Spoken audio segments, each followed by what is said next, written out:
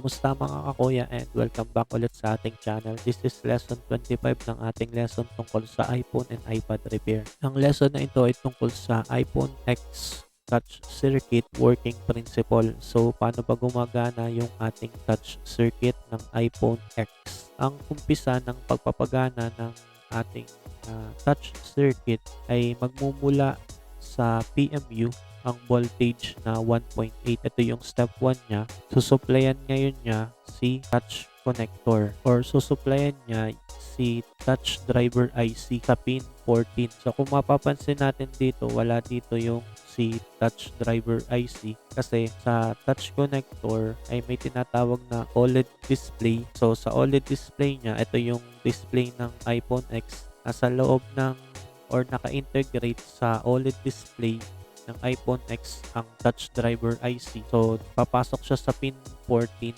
para ma-supplyan niya ng 1.8 volts ang touch driver IC sa pamamagitan ng touch connector. Pagkatapos nun ay magsasend ng signal ang touch driver IC na natanggap na nito yung 1.8 volts. Babalik niya ito kay PMU. So, ito yung step 2 natin. And then, magsasend naman ng signal si PMU ng 32.768 kHz reset signal sa touch driver IC. Pagkatapos namang i-reset ni PMU ang touch driver IC, ang touch driver IC ay makikipag-communicate sa touch power IC kay U5600 para magkaroon ng tinatawag na power enable signal.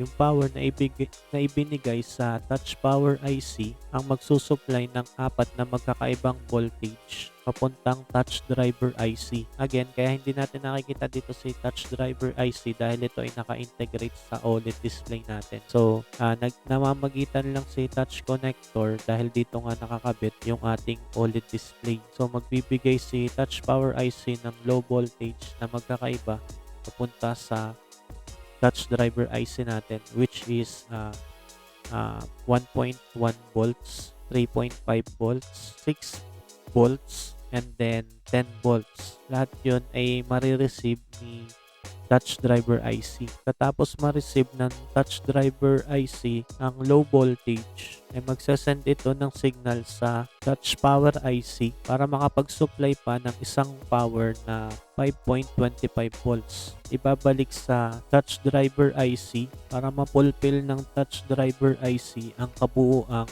power na kinakailangan nito. Pagkatapos ay magkakaroon ng magpo-provide si CPU ng reference clock signal sa touch driver IC. Then, i-reset ni CPU ang touch driver IC. Magsasend ng driver ang CPU na dadaan sa UART bus papunta sa touch driver IC. And then, i-reset ulit ni CPU ang touch driver IC. And then, babalik kay CPU. Katapos makabalik ng driver, ay babasahin ng CPU ang information data na naka-install sa EEPROM.